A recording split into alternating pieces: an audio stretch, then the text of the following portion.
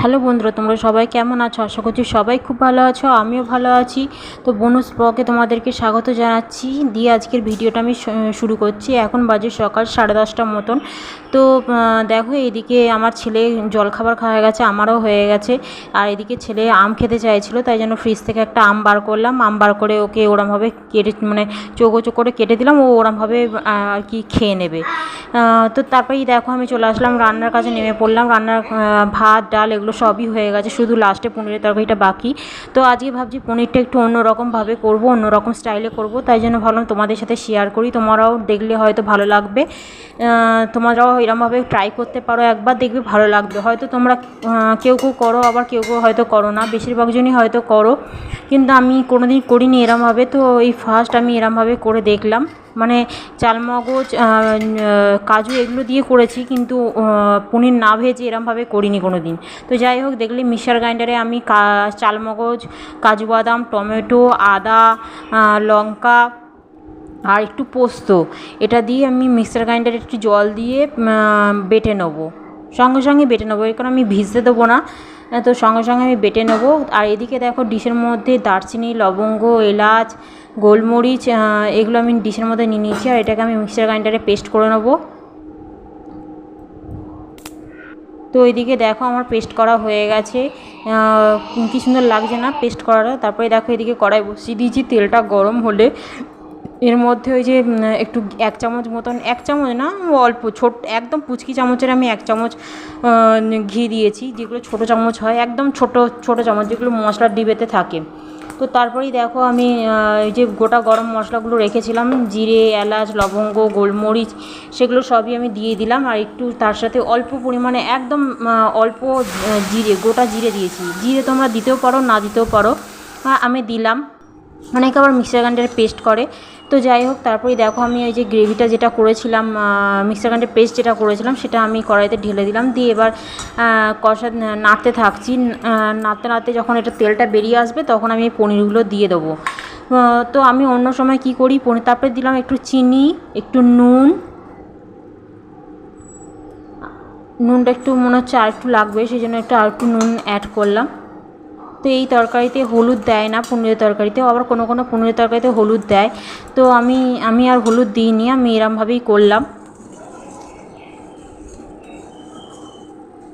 চিনিটা দিলাম কেন বলো তো? চিনিটা আমি প্রায় সব তরকারিতেই চিনি দিই, কারণ চিনিটা দিলে না তরকারির টেস্ট খুব ভালো হয়। আর তরকারির কালারটাও বেশ লালচে লালচে ভাব হয়।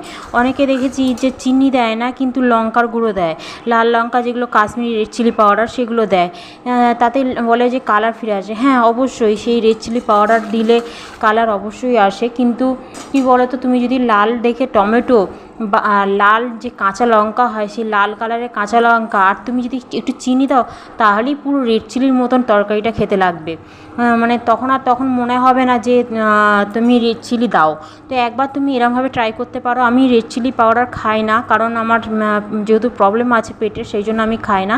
আমি এরকমভাবেই চিনি দিয়ে লাল টমেটো দিয়ে কালার করি। তারপরে দেখো আমি কাঁচা পনিরটা কিন্তু আমি ভাজিনি, দোকান থেকে নিয়ে এসে কেটেছি, কেটে তারপরে এটা আমি কড়াইতে মানে কষাচ্ছি। আর দেখেছিলে যে আমি খুন্তি দিয়ে তেলটা, গ্রেভিটা যেটা, সেটা নাড়তে নাড়তে একটা তেল ভাব বেরিয়ে এসেছিলো। তো এখনও দেখো আমি নাড়ছি, তখন তেলটা বেরিয়ে আসছে, মানে আমার কষানোটা এতই ভালো হয়েছে। তো কী বলো তো, তুমি তরকারি বলো, যে কোনো জিনিস বলো, তরকারি, পনির, মাংস, এগুলো তুমি যত নাড়তে থাকবে না, তত বেশি ভালো টেস্ট হবে। আর তুমি একটু না নেড়েই যদি মানে জল দিয়ে মানে তুমি করে নাও একটার পর একটা, তাহলে ভালো টেস্ট হয় না। তুমি যত বেশি নাড়বে, তেল মানে তেলটা ছেড়ে যাবে মানে গ্রেভি থেকে, তত বেশি টেস্ট হবে, মানে তরকারির পরিমাণে, তরকারি বলো, মাংস বলো, পনির বলো। তো তারপরে দেখলে আমি ফুটতে দিয়েছি কড়াইয়ের মধ্যে পনিরটা দিয়ে। ওটা যখন ফুটে আসবে, তখন আমি টেস্ট করে তারপরে এই যে দেখো ফুটে এসছে। এটা ক্যামেরাতে সাদাটে লাগছে, কিন্তু আমি যখন মানে তরকারিটা রেখেছি, তখন বেশ লালচে লালচে ভালোই লাগছিলো। আর এদিকে দেখো কিশমিশটা আমি চারপাশে দিয়ে দিলাম। আর এখানে আমি একটা জিনিস অ্যাড করিনি, সেটা আমার কাছে ছিল না বলে আমি অ্যাড করতে পারিনি। তো এরমভাবেও করে দেখতে পারো, সাদা বাটার বলতে বলতে অল্প খরচের মধ্যে, আর বেশ ভালোই লাগবে। তারপর আমি আর একটু চিনি অ্যাড করেছিলাম, কারণ টেস্ট করে দেখেছিলাম যে নুন আর চিনিটা পরিমাণটা কম হয়েছিল একটু। তো তারপরে একটু চিনি আর মানে ঝাল পরিমাণটা বেশি হয়ে গেছিলো, তো চিনি আর নুন আমি পরে একটু অ্যাড করেছি, তাই জন্য খুন্তিতে আর কি ভেসে উঠেছে। তারপরে একটু দিয়ে দিলাম গোলমরিচ গুঁড়ো আর কি, যাতে একটু ভালো লাগে টেস্টটা আর কি, তো দিয়ে দিলাম। এইটাতে আর একটা, হ্যাঁ যেটা বলছিলাম, এটাতে আমি ক্যাপসিকামটা অ্যাড করিনি। তোমরা যদি চাও তো ক্যাপসিকাম অ্যাড করতে পারো, সেই ক্যাপসিকামটা অ্যাড করলে আরও ভালো টেস্ট হবে, আরও ভালো খেতে হবে। তো আমার কাছে সেটা ছিল না সেই মুহূর্তে, তাই জন্য আমি আর অ্যাড করতে পারিনি। তবে আমি যে এরমভাবে করেছি সেটাও কিন্তু খেতে খুব ভালো হয়েছিল। তোমরা একবার প্লিজ ট্রাই করে দেখো, তো ভালো লাগবে। তারপরে দেখো আমার পনির তরকারিটা রেডি হয়ে গেছে, আর আমি এরমভাবে কিশমিশ দিয়ে একটু সাজাচ্ছিলাম।